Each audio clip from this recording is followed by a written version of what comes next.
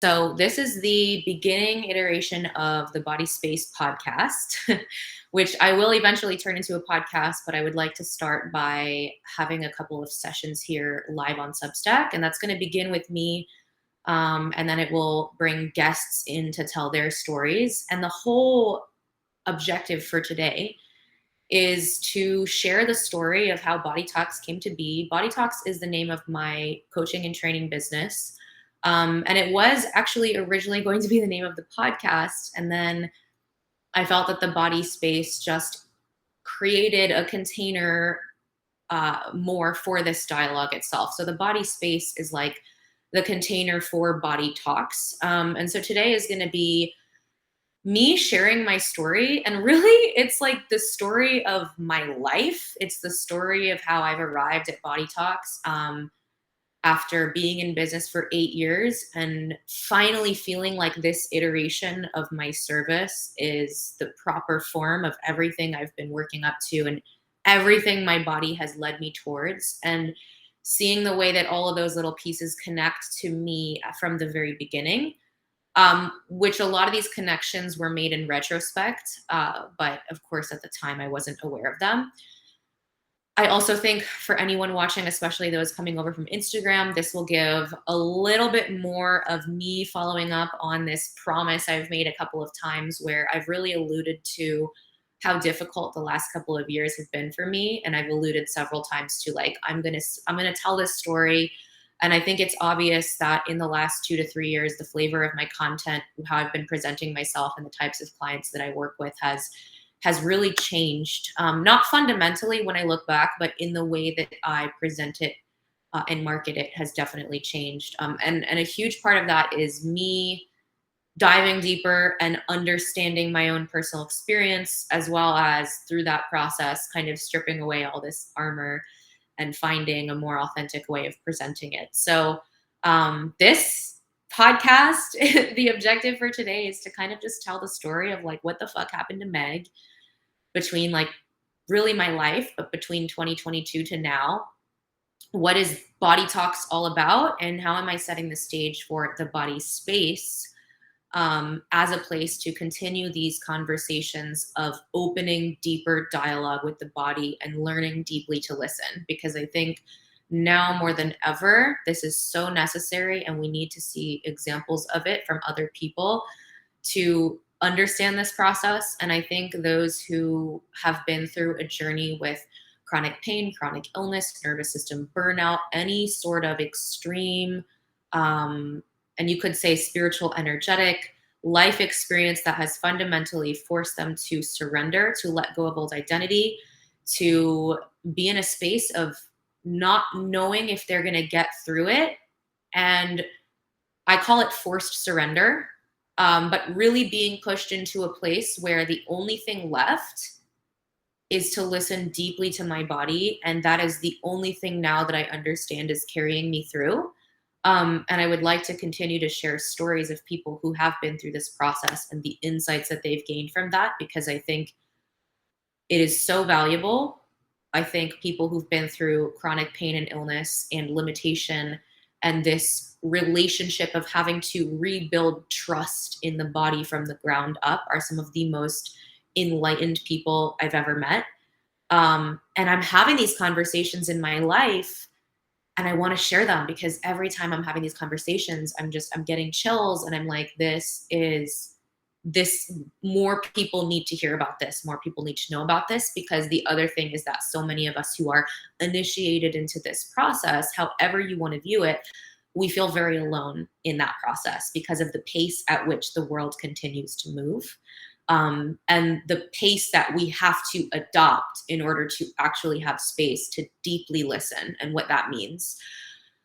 So I'm going to try to keep it as concise as possible today, because conciseness is not my strong suit typically. I'm definitely a verbal processor. I have barely planned this out because I take messy action. That's who I am. I have a couple sticky notes that are like, touch on this and that and that. We're going to get personal today. Maybe I'll cry. I don't know. We'll see. I waited until I got my period and through with it so that I wasn't going to record this during a time when I was more likely to just start bawling and decide that I had to redo it. So we're good. We're feeling stable today and centered. And I think that the things I'm going to share today are things that a lot of you guys will be able to relate to. So I'm going to start actually in the timeline of my life. I'm 30 years old. I run a business called Body Talks. If you don't also follow me on Instagram, you can check me out over there on Meg_on_fire. There's more info on all of that there. I've been in business since 2018, but the business has not always taken the form that it has now. But I would like to, I feel like I spent so much of those first few years of business and even the years before that, like really trying to understand like what my purpose was, what my mission was, what it meant for me to be in service, and like what's the thing.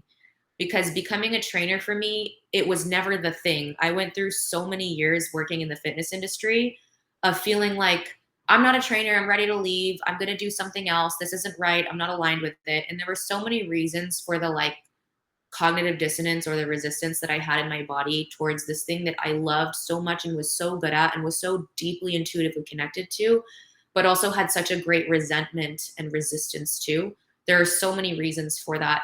But I've been able to, as I've integrated myself through this process, which I believe it took me becoming chronically ill to actually have that integration. That was my process. That was also my Saturn return, like whatever you resonate with.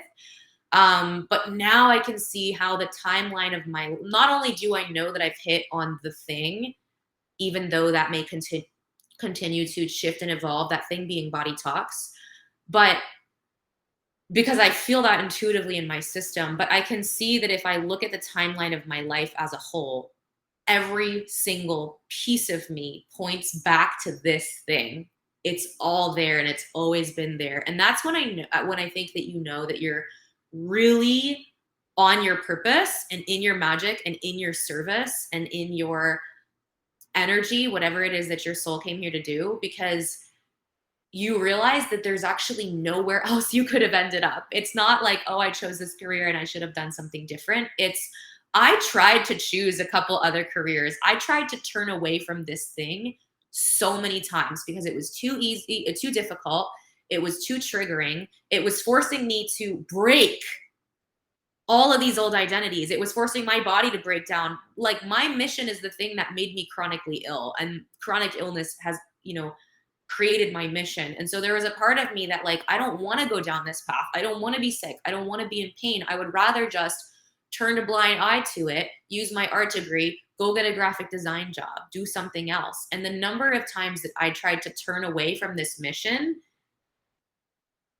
and I guess I'm just not fucking allowed because it doesn't work. It never has, it never will. And there are so many reasons for that. But all of that to say, if I'm talking about mission and arriving at that thing, I think there are so many ways you know it. I'm pretty like claircognizant.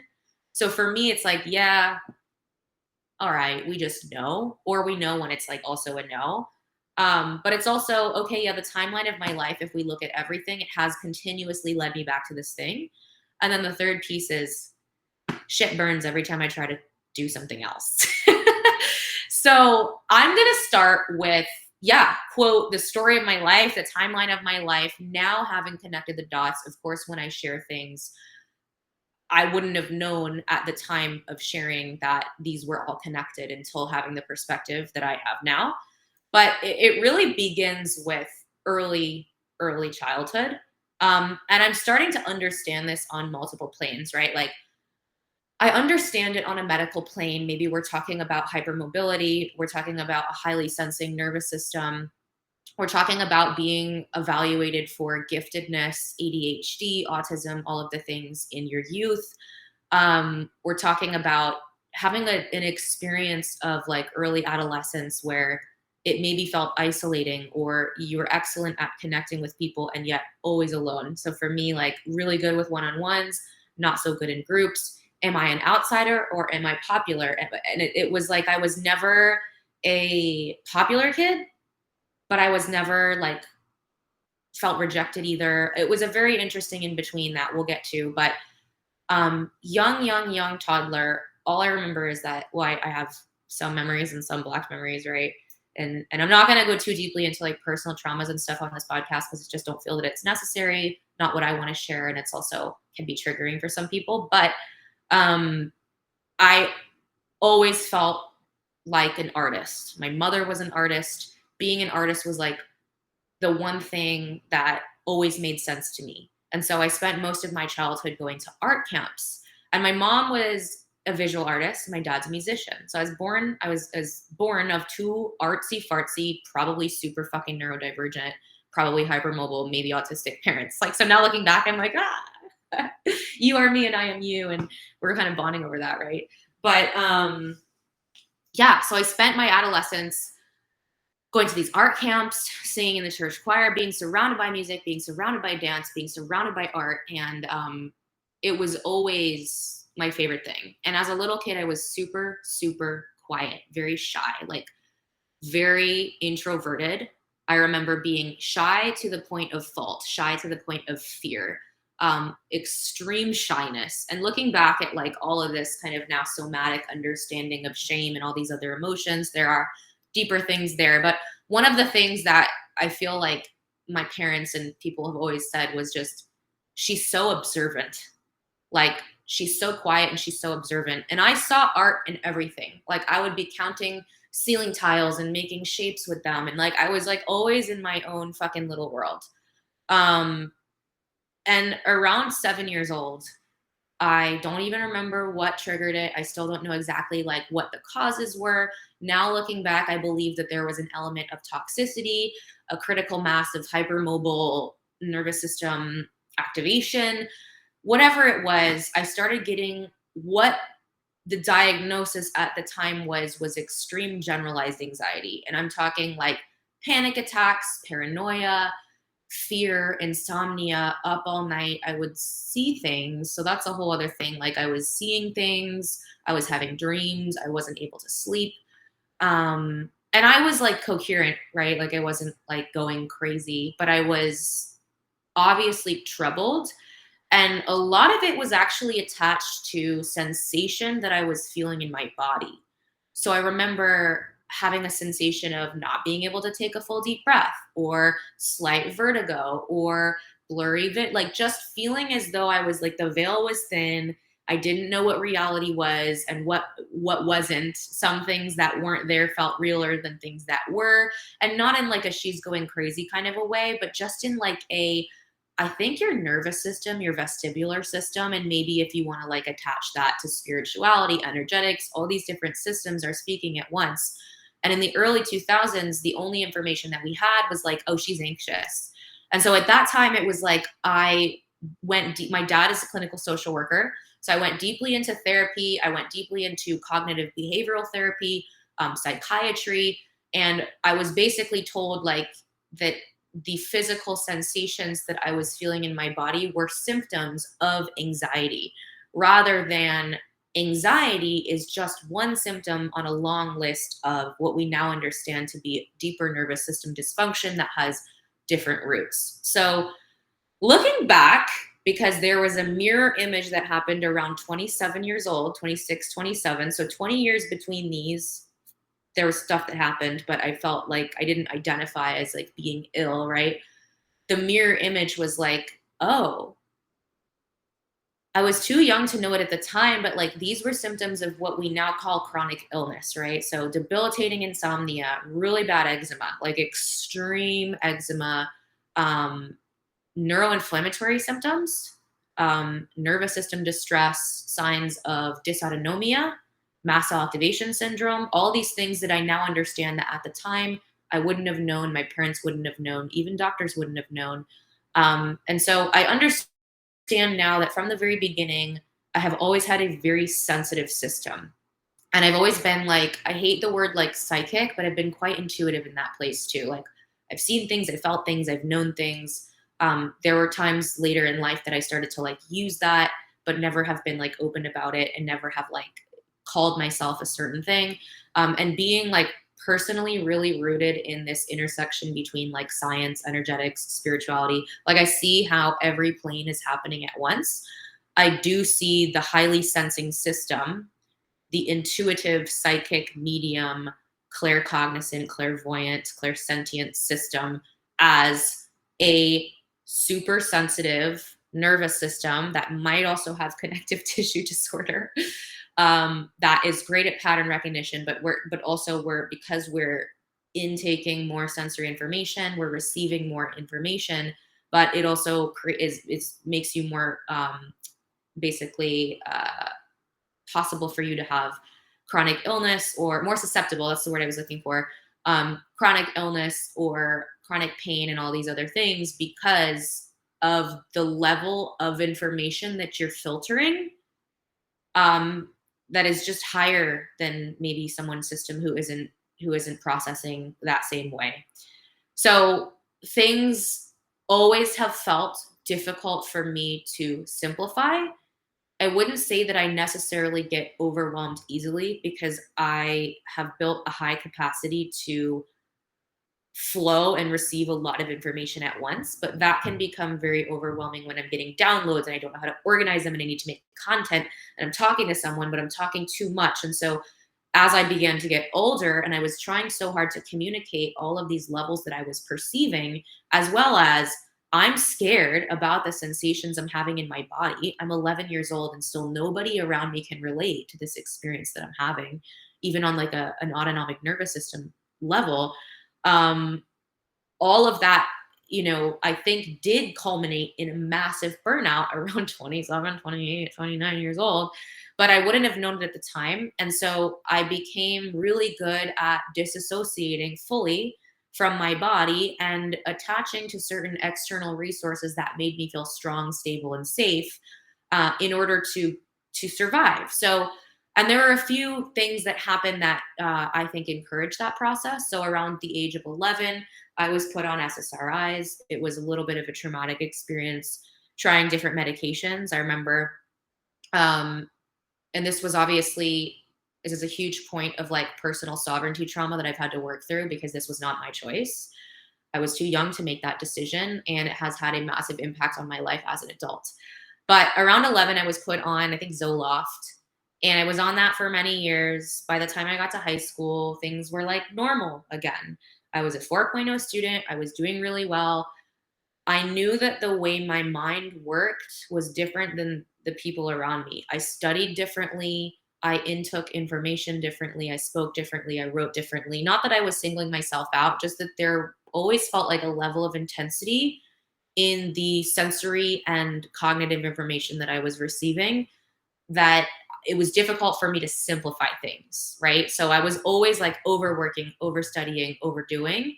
But that worked really well for me, because in high school, studying and academics became my like a little addictive personality obsession, right? So this kind of flows into the addictive personality. That made me feel grounded and safe in my system. And this was around the time also that I found ballet. I was an avid athlete before that, soccer, running, all of that. But it wasn't until ballet that I found something that really scratched that itch for me, with like physical activation in the body in a way where I could stabilize and feel in control of my body. And that became, in college, a serious eating disorder.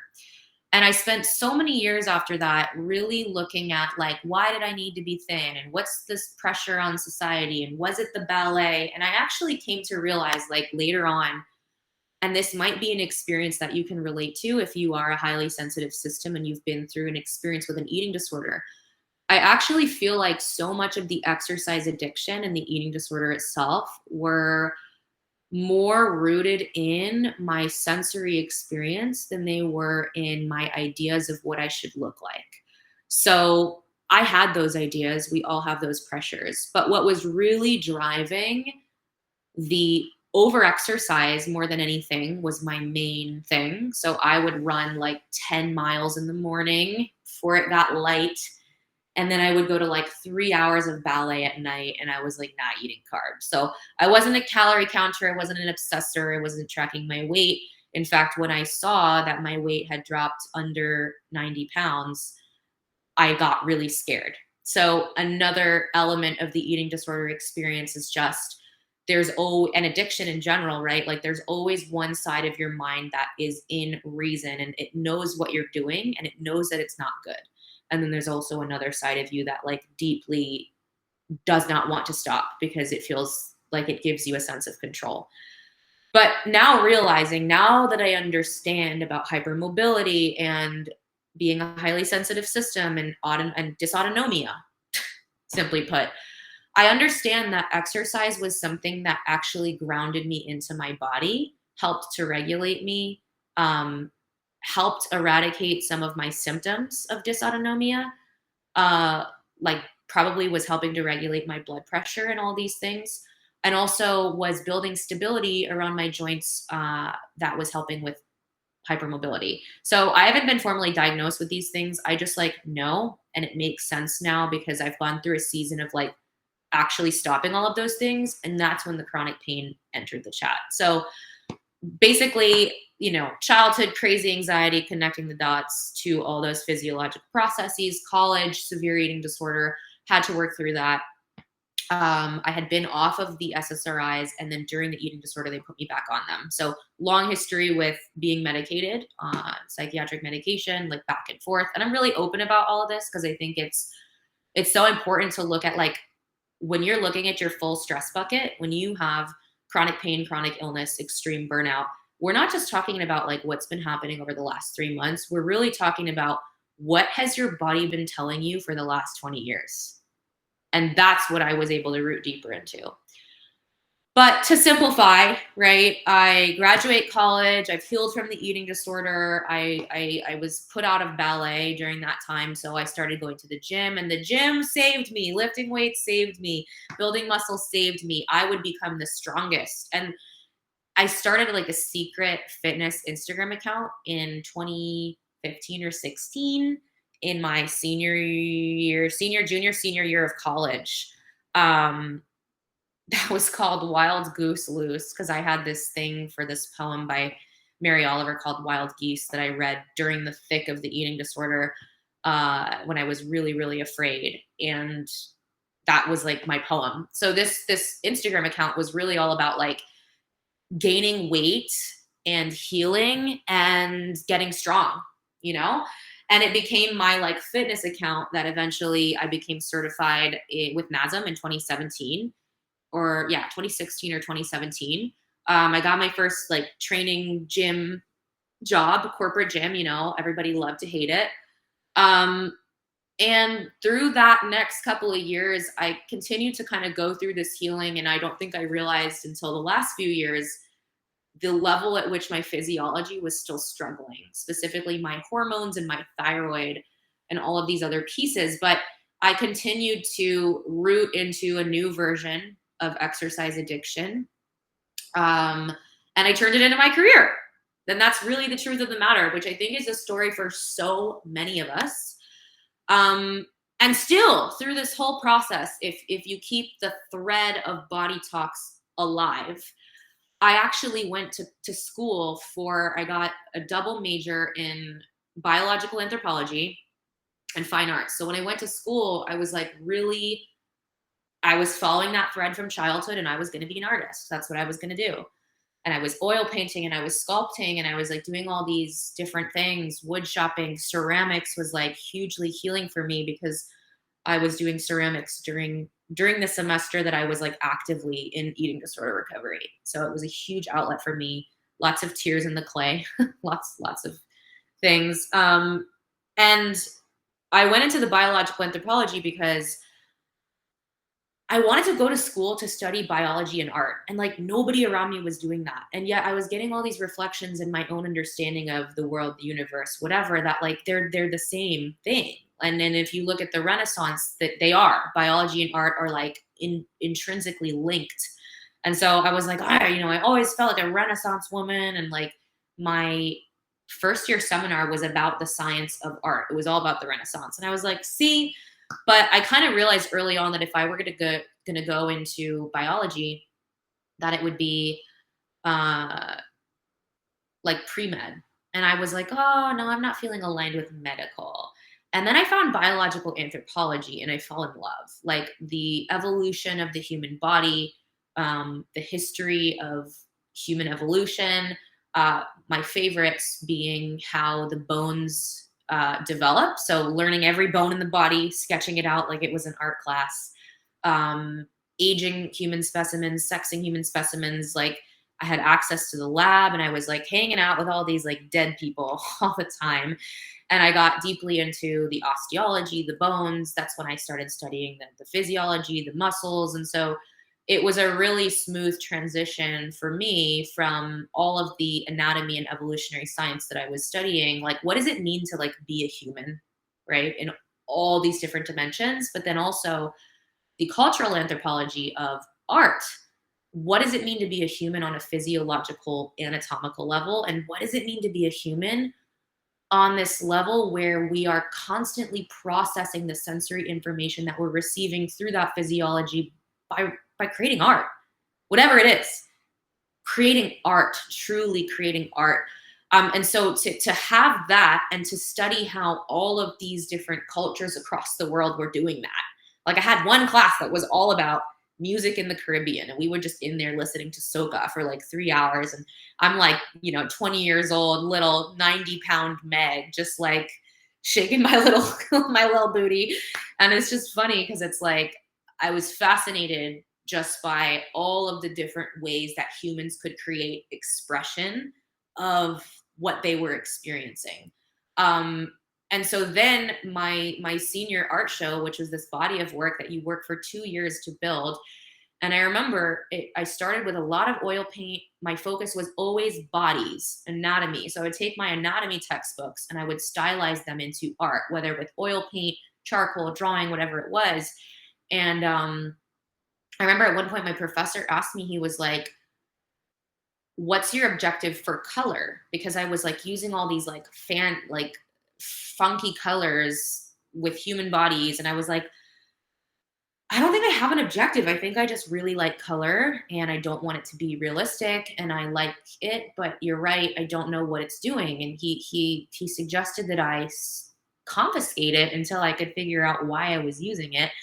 And that was the beginning of my entire senior show, which turned out to just be all black and white line on these like clear materials. So sculpture, draping, all installation art. So it was, draped over the wall in these cool shapes. And it was sculpted. If anyone remembers Shrinky Dinks, I got like a bunch of sheets of polystyrene plastic and fucking baked them in my college apartment, which was probably highly toxic, and built like huge sculptures out of it. And that was a whole era in itself. But if I look back at the art show, I'm like, there is so much processing of the eating disorder, processing of these physiological processes, processing of body shame and eating disorders. And I was really like, I was having a dialogue with all of the parts of this body experience, because one thing that it brings you into when you're in a state of like chronic illness, chronic pain, body dialogue, deeply listening, intuitive understanding, eating disorder recovery, you root in this really personal, really raw, almost grotesque, private kind of a way with the rawness of the human form. It does weird stuff. It sweats. It smells funny. It makes interesting shapes. It gains weight in weird places. It's not aesthetic, right? And so I was obsessed with this world of like ballet, which was so aesthetic, all about making a beautiful line. And then my experience alongside that was that my body was so far from beautiful. Everything I wanted was to be perfect and to be beautiful and to create a perfect line. And my experience of the physiology of connecting deeper with my body and allowing it to heal was that it was doing all of the things that were gross, were icky, were smelly, were ugly. And it was like, we're not going to plaster makeup on top of this organic living thing. Like, we're not going to create a perfect ballet line. And at this time I was already like quasi recovered. I was in the gym. And so I was getting really obsessed with bodybuilding. Like that was my next like obsession. So a lot of the art was like muscles And you could see that I was rejecting this old way of doing things. And I was creating these like ballet lines and I was breaking them with like a flexed hand, a clawed hand. It was just kind of like, you look at that art and you're like, that's kind of dark. That's a bitch processing and eating disorder. But also Body Talks was running through all of it. And I didn't know shit about that at the time. So looking back now, I'm like, yeah, this continues to make sense. And it's about like being in an honest enough relationship with your body to allow it to do the things it needs to do and to be in dialogue with it. And the more that we are covering those things up or moving past them to be presentable to the world or rushing because we have so many things to do, it's like we are acting as though we're not living in these organic conductors of energy and magic and minerals and light that are always giving us the answers to anything that we could be seeking by doing all this work, right? So it's so much deeper than like, what are the messages that you're receiving from your body that you need to like heal? Ooh, we're gonna have a thunderstorm. It's also like, ultimately, what are your downloads for everything in your life? And if your body is that channel, how is taking care of this physical form going to make that information more accessible to you? So kind of a tangent, but you can kind of see how Body Talks is like running through, woven through. I'm working at this gym. I get fired because I was a Spitfire. I've always been a Spitfire. It's where Megan Fire came from. I didn't say anything I didn't mean, to be honest. I was outspoken about the fact that there were some rules in the gym that certain people had to follow and other people didn't. And that's the only reason I can think of that I was fired, aside from like the reason they told me, which was kind of a bullshit reason. But I took that as my out and I was like, you know what? I wasn't going to stay here longer than a year anyway. It's been almost 2. And that's when I started my first online business, which was called Fitness in Flight. It was all about helping women to become strong, teaching them how to optimize metabolism by actually eating enough, lifting weights, reverse dieting, macro tracking. And if I look back at who I wasn't the best trainer ever, didn't have the best physique ever. The thing that I think brought me the clients and the visibility was back when Facebook was like a huge tool. Like I honestly was barely on Instagram for like the first several years of my business.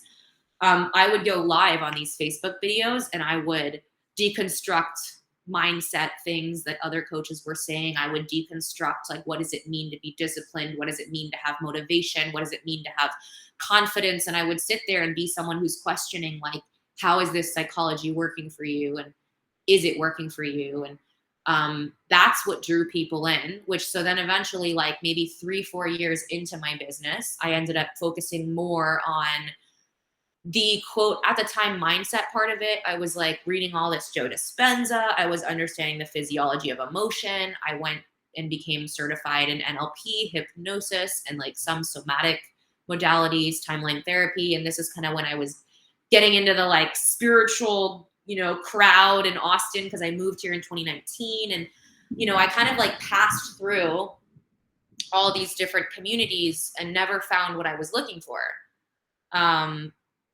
But yeah, that was that. And then I was like quasi training. And every time I was training in a gym again, I went back into this version of myself that felt the need to perform, to be perfect, to be the fittest in the room. It was the standard I set for myself. It was this identity I built around myself. And truly, for all of the years post-college, the last decade, I didn't do much art. I didn't do much dancing. Like Megan Fire was the fit chick. That's who she was. People hired her to get jacked.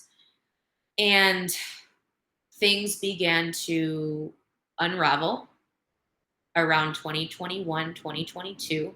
Looking back at 2021, I realized now that I was starting to have certain symptoms that I maybe didn't pick up on at the time. And some of it is what you would call chronic illness. Some of it is chronic pain. Some of it is extreme nervous system burnout, like absolute. And now I understand, after putting more pieces together, that maybe we could call it like neurodivergent ADHD burnout, because I've I've come to understand certain things about the way that I function, why I'm inclined towards the things that I am, and why I have all of the capacity in the world to create my own thing and connect with people and be on fucking fire for what I'm doing, but absolutely will shrivel up and die in a week if I get a full-time job. And for the longest time, I really shamed myself for that. And I felt like maybe I'm entitled, but it was this visceral, I have always followed my body. I couldn't tell you why I do or don't do certain things. I have always followed my body, and all I know is that that has always led me to a thing where I'm creating my own income. That's all I know. It's been actually really difficult and kind of annoying because I would love to just go and like be a graphic designer and be done with it. But it seems like my body doesn't want to do that. And now I understand too that like literally my nervous system and my hypermobile body like cannot handle sitting still and doing that for all day. Like I will combust. And I understand now that's physiology, and it makes so much more sense for me. And that's why being active and doing different things is such a part of the way that I need to be of service, and connecting with people one-on-one. But around 2021 to 2022, a couple of things happened. And then a couple of things happened in the years following that ended up resulting in the ultimate crash of 2024, which I am now had fully committed to the surrender of that and am now crawling out of. So I didn't realize this at the time, but I was having more symptoms again of dysautonomia. So autonomic nervous system dysfunction. I was beginning to have chronic pain. I was beginning to have vertigo and migraine auras. And I didn't know this at the time. Again, I was just not very associated into my body. I was still pushing through early morning workouts, training clients, doing all the things. And it wasn't until I think there were a few things in the last couple of years that like took the armor off of all of this bullshit I had built around myself and allowed the symptoms, the pain, the somatic reality to come through to be resolved. And I'll go in order. Those three things are: number one, getting COVID; number two, removing my IUD; and number three, coming off of the SSRI fully. So those three things have been a huge part of this like illness journey that I've been on. But New Year's of 2022, I get COVID. And mind you, I had started having some symptoms before that, but again, I was pushing through. I wasn't feeling them. COVID was the first time in almost a decade that I took more than 1 week off of training. So somatically, it did bring up a lot of shiz, like I was doing some identity work I didn't realize I was doing. And I don't know how much post-viral stuff I had. Maybe it just shook my nervous system. Don't know. But after this point, as the years unfolded, this is when I started. Right after that, I had the worst bout of insomnia I've ever had in my life. I didn't sleep barely at all for like a month. It was really serious. It was really terrifying. I think looking back, I was probably having some MCAS histamine releases. I was probably having adrenaline surges.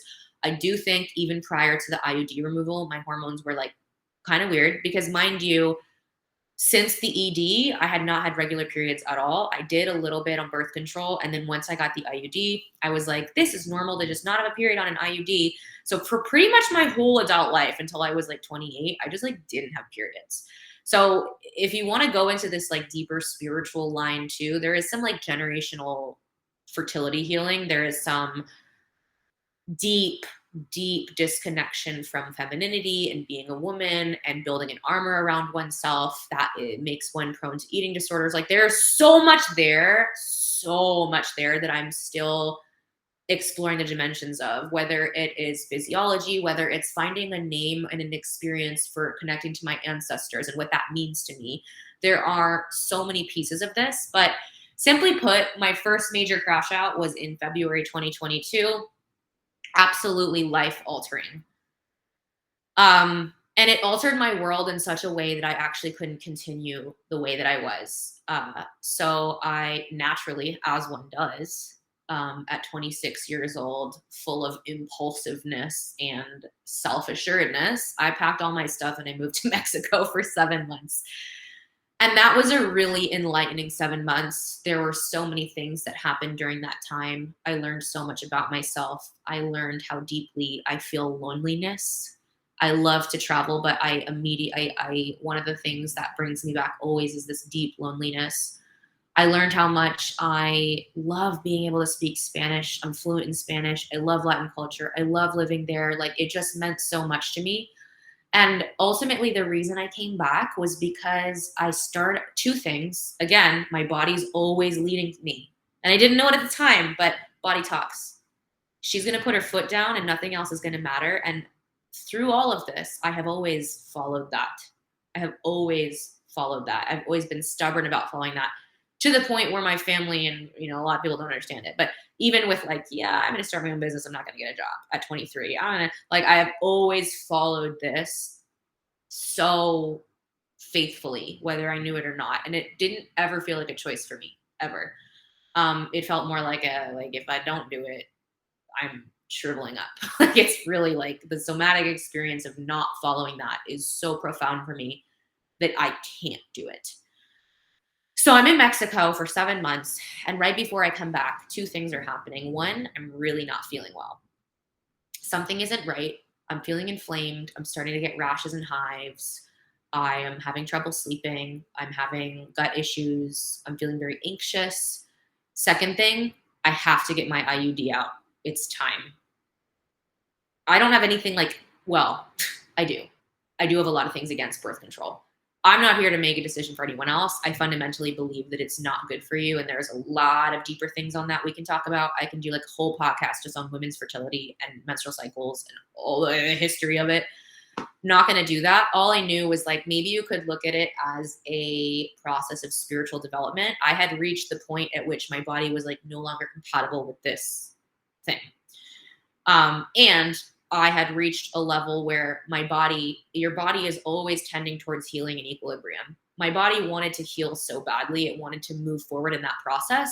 And I could feel that the next part of that process was get this thing out and start rebalancing your hormones, because I don't think I realized up until this point how serious it was that I didn't have a cycle, how much it was disconnecting me from this deeper intuition as a woman, and how much that was actually reconnecting to that was actually one of the main things that deeply connected me to body talks and allowed me to build what I'm now building and have built.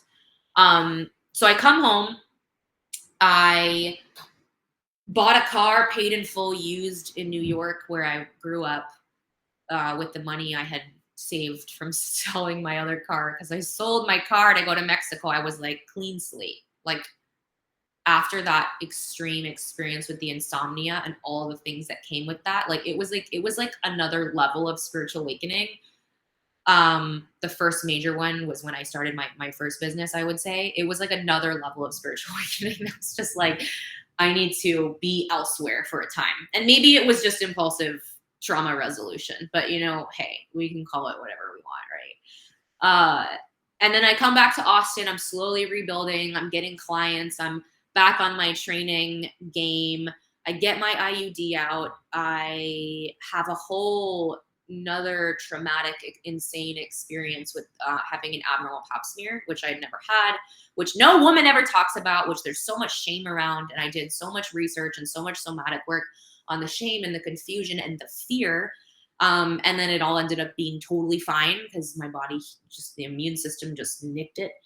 As it should. But that was one of the first experiences of I'm feeling so viscerally the psychosomatics of physical illness. And I can see that there are several timelines I could go down right now. And I can see the one that my fear is highlighting, and I can see who I need to be in order to not go down that timeline. I could see that very clearly. And so yeah, and then I started getting menstrual cycles. So now I'm in this fucking portal with that because I was starting to have lucid dreams around ovulation, and I was reconnecting to my femininity. And there were just so many pieces of that, which now looking back, I understand I was having MCAS, histamine sensitivity, autonomic nervous system sensitivity, liver stress, maybe estrogen dominance, low progesterone, all these things were the physiological causes for so much of the illness that I was experiencing. So it was in the summer and fall of 2023 that I had my next major crash out. And this time it was like an exacerbation of extreme physical symptoms. So the insomnia came back. I began having hives, heat hives, which were really terrifying. I would get these flares of pretty extreme abdominal pain. Like, I still don't quite have a full explanation for that. I think it could have been gut overgrowth. I've wondered about endometriosis, but I don't have the other indications for that. I understand the strength that the nervous system has on your experience of physical symptoms. So, but looking back, this was debilitating. This was when I started having like trigeminal neuralgia, migraines and migraine auras. There was a period of time, this was like August to October of 2023. I had a headache every single day and it was wild. And oh, fuck. Okay, wait. So to contextualize this, I was living in a temporary sublet for the beginning of 2023, like January to April. And while I was living there, it flooded several times and it became clear that I was living in black mold. So I had that experience with living in the mold. And I could do a whole nother podcast on the energetics of mold and like the things I've perceived from this, but that happened. And then about 3 days into my stay on the living room couch, my car was totaled from behind at a stop sign. So here I am, molded up, whiplashed. And again, the straw. So there's a lot of straws that broke the camel's back. There was like getting COVID, removing my IUD, removing the SSRI, being in the car accident, and mold. On top of a childhood of already having a sensitive nervous system, already having probably MCAS and all these other things, right? So what had been dormant was no longer. And in August 23, I started having these insane symptoms. And I remember it was like blurriness, sensitivity to light and sound, headaches, occipital pain, extreme. Like, I did a workout at On It. I remember I like squatted sort of heavy for, not really heavy, but for a lot of reps. But I hadn't barbell squatted in a while. And somehow I sprained my entire back and was in a lot of pain. So there was a lot of fascial bracing. And this is when I started to have extreme body pain. And I didn't really understand what was happening. I just knew I'm in so much pain. I can't get my system to calm down. My menstrual cycles are insane. I have headaches every day. I was having diarrhea every day too. It was bad for a while. So I think I had SIBO, overgrowth, candida, the whole nine. Dry patches of skin on my face. And here I am trying to show up, trying to train clients, trying to like maintain this image as this fit, healthy person when I was none of those things. And so there was all of this like identity negotiation and this fear of surrendering and this deep, deep fear of like, if I surrender to the process that I know my body is asking of me, what's going to happen to me and what is that going to look like to other people? That was really hard for me. So I ended up, as I did with Mexico, having the inclination to escape. And I don't know what I thought driving out west was going to do, aside from like, give me the chance to process all of this on my own in the desert, death in the desert. But that's what I was drawn to. So somehow I was able to like get through that year, or like after that flare in the summer and fall, I stabilized just enough, even though I never felt like well. And I drove out west through Marfa, New Mexico, Arizona, and I did this like westward bound road trip, hiking in the desert, national parks, living in cabins, doing mushrooms, journaling, all like 2 little kettlebells in my trunk. And every time that I traveled, I noticed that there was another attempt to surrender. I'm not going to work out. I'm going to let go of this identity. I'm going to unbrace my body. And I could never fully surrender. I was still hanging on to a level of control. And long story short, this road trip was really beautiful for me. There were so many things that came from it, so many synchronistic things, so many people that I met, so much time alone with myself. And there's more I could share there. But again, 3 months in, I am not well. I'm ill. And I am like, I'm not okay. And this is when I started having more body pain. I was like having the extreme upper abdominal pain, like attacks, and this visceral pain sensitivity in like my rib cage and all these things that were happening. And I was checked with gallbladder, colonoscopy. I did everything. When I tell you, did everything. And I just was like, I can't do it. I can't do it. I was collapsing again. I was in a ton of pain. And right before this road trip, that's when I fully stopped the SSRI, because I had been kind of on and off for a while at a very low dose, but I didn't have any guidance. I didn't have any help. It was kind of cold turkey, which looking back wasn't great. But I think a lot of what I was experiencing was like, no more birth control. COVID, okay, we have some residual health stuff. No more SSRI, right? Car accident, which I filed a lawsuit for and had a lot of work done on my neck, but things were still weird. Mold, things were still weird. Perfect storm. Extreme visceral pain sensitivity all over. Like, I mean, I can't even explain to you how the pain felt. I can do a deeper episode maybe on that, or I can talk to like you one-on-one if you want to talk about it. But so finally it's June of 2024. And I drive all the way back from Colorado or wherever I was, Salt Lake City, to Austin. And I'm like, it's going to be okay. All I need to do is like stabilize and get my footing. And I found another temporary sublet, a couple of them. And all through that summer, I could not get my footing. I couldn't seem to get clients. I was struggling with training because I was feeling so ill. I got a job at a coffee shop, and after 4 weeks, I had to quit because I was in so much chronic pain in my system that I physically couldn't do the job. And that was one of the most like demoralizing experiences of my life, because I identified as being a very able-bodied athlete up until this point. And I really thought I had an autoimmune disorder. I had cancer. I really thought like I could just die here. Like, it sounds so morbid. I didn't want to die, but I really didn't know what was going to happen to me. And by this point, I'm like 29 years old, and I call my parents and I'm like, I don't know what else to do. And I said, I have to come home. And this is a really emotional point for me, because I have a good number of clients that have either been through this season or are currently in this season of being adults at home. And it's such a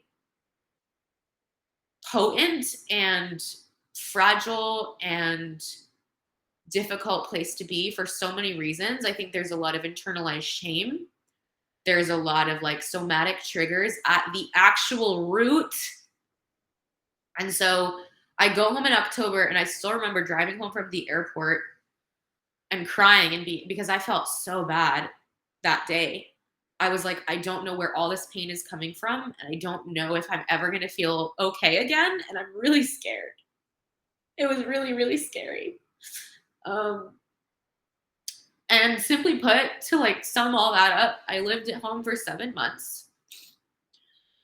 I worked really hard on stabilizing my system. I worked with a functional medicine doctor, a functional nutritionist, a naturopath. I did all of the functional testing. I did all of the things that you could do. And there were still symptoms, and there was still pain, and I was still not okay. But I was able to stabilize. And this is where Body Talks was born. Because when I was in a lot of pain, I would lay on this sounds so awful. I would lay on the floor of the shower because heat was really comforting for me.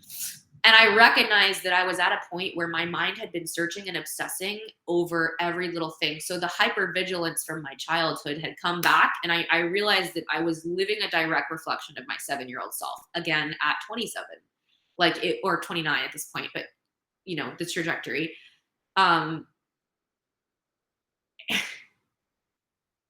And after all of the noise of trying all of the things and being in the wellness industry and obsessing over my cellular health and my mitochondria and my gut health and like obsessing over everything, I was like, I can do all of that. And I recognize that it's not going to work on its own, and that there are these like deeper pieces happening.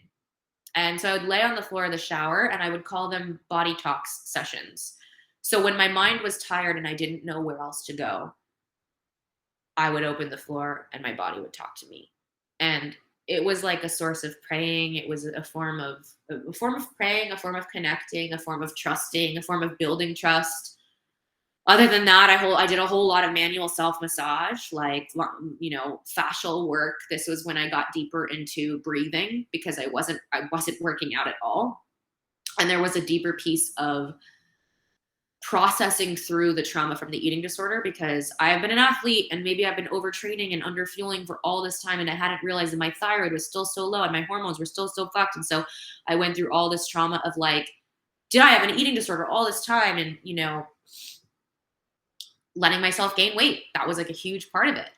And long story short, I recognized that there were a lot of visceral somatic triggers in that space that were preventing me from moving forward past a certain point. And one of my guardian angels in life, Andrea, my best friend and somatic therapist, who has been with me now looking back through all of this, she's the person I would call when I was like, I don't know what else to do right now. She said, come back to Austin and sign a 2 to 3 month lease with me. And she was like the only reason that I could do it, because at that time, like, I didn't feel safe being at home. I also didn't feel safe being alone, and I didn't feel safe financially.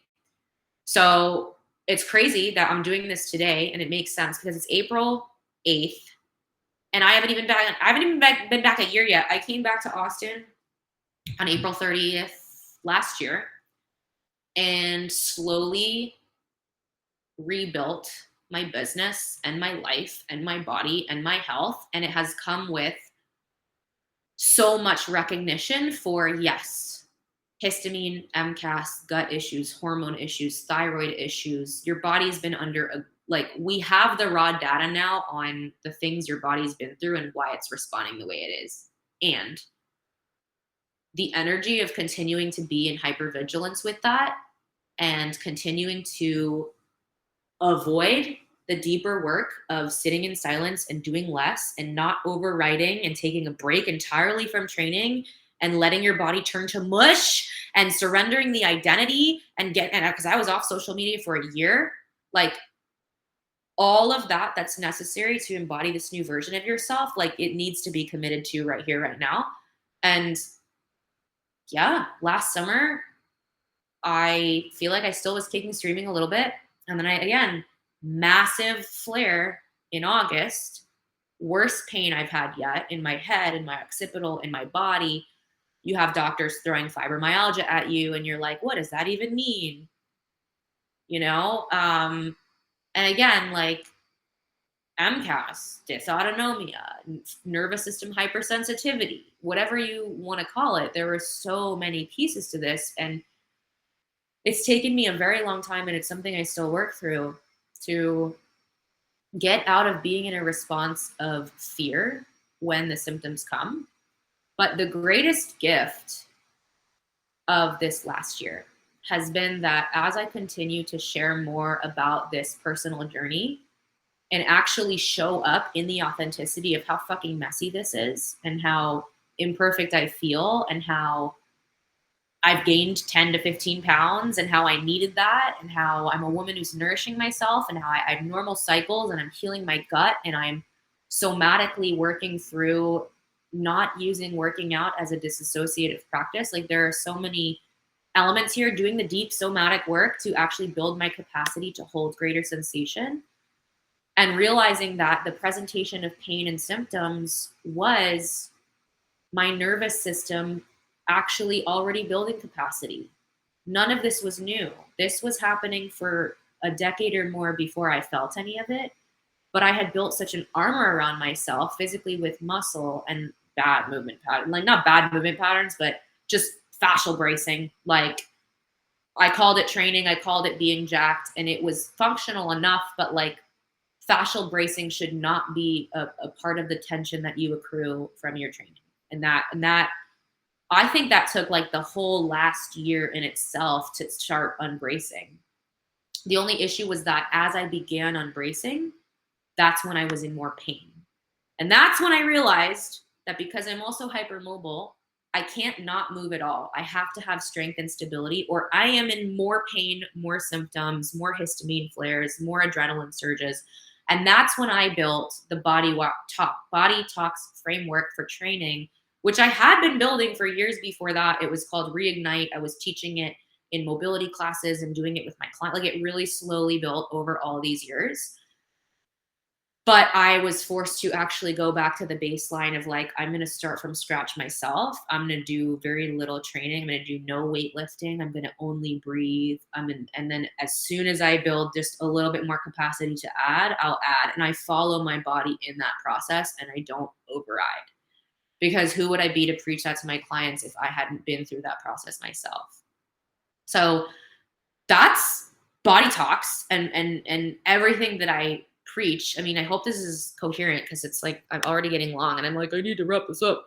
But how do you work with your nervous system and build capacity to manage load and change your movement patterns and make sure your fascia is not bracing and expand your rib cage and connect deeper to your intuition and not use training as a way to override all of these things and cut the noise from a fitness industry that is rooted in overriding all of these things and is shame-based? That's so fucking important to me. And so the experiences I'm having with clients are so much deeper than just training their bodies. It's opening something for them in this body dialogue. And so many of them are people that inspire me, people that have been through their own story with chronic illness or pain, a lot of them hypermobile. And there is a level of deep spiritual enlightenment that comes from going through an experience where you cannot any longer take the basic functions of your body for granted. There's something so profound about that journey.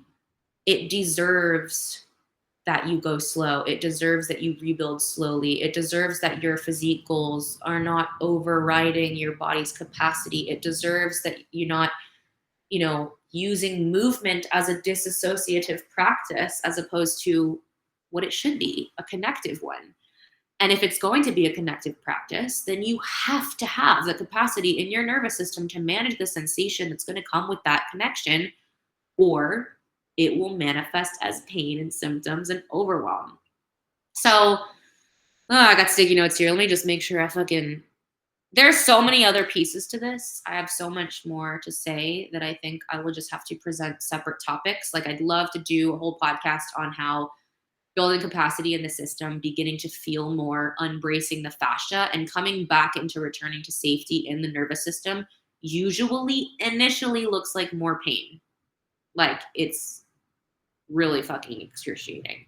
And I wrote some really artful, dark content on this Substack while I was going through that journey. So if you want to hear more about how I would even describe that process of defrosting a chronically braced body from the time you were young, it's called Defrosting, and it's down there somewhere, and you should read it. All of that to say, I think it's pretty clear what Body Talks means to me, what it is to me, what my approach is. If you want to learn more about that, that's all on my Instagram. But I wanted to take an opportunity here to actually just tell the fucking story, because I have told a lot of people I'm going to tell more about this, and I've alluded to a lot of it, and a lot of people have checked on me and been like, where are you and what's happening? And my business has built back to a level where it is sustainable again, and that has taken me a full year. And I think I'm just so in awe of the way that being deep in your authenticity, even when that means surrender, even when that means letting your body do weird stuff that doesn't feel comfortable, even when that means being unaesthetic, even when that means not being as fit as you once were, even when that means hiding in a cave and continuously wanting to escape and working through your disorganized attachment with life itself. Like, there's something about bearing it all and being deeply in integrity with your own process that just connects you to the right fucking people. So this is also a space for me to just be so completely open about all of those things. And my goal for the body space is, now that I've told my story and can relate to other people's stories, I have a pretty long list of people that I want to interview on this podcast to ask them about their personal story with Body Talks. What has this experience of forced surrender because not everybody goes through it. Most people, chronic pain and illness are the two main ways, but two of the main ways, being pushed into a level of forced surrender where you have no choice left but to listen and to build a really powerful relationship with how your body communicates with you. Whew. And everybody has their own story with how they communicate and what they call it and what the process is. But I think we live in a world that is so disconnected from that. We're looking to outsource our trust. We're looking to outsource what we need to do, how we should think, especially when it comes to health and wellness and healing the body physically from chronic illness or pain. How is training your physical structure going to actually help you in the process of connecting deeper to that knowing, that dialogue, by aligning your body, embracing your fascia, creating safety, massaging your nervous system, and connecting you deeper to yourself? I would love to tell you. If I haven't already, I'll do maybe another podcast on like how Body Talks actually creates this effect. Because here I am sitting in front of you as a trainer, and it's like, well, what does this have to do with that? And the answer is fucking everything. So I hope that hit home for today. That's all I have for today, because I don't want to overdo it, and I'm probably going to have a huge vulnerability hangover now. But I love you. If you took the time to watch this, stay tuned. My goal is to have weekly or 2 to 3 times monthly recordings, and I'm going to start bringing guests on. I've already brought my friend Dara. I'm going to do a few more with her, but I wanted to take the time to share my whole Body Talks story, and that will just be good enough for today. So thank you, and stay tuned for more.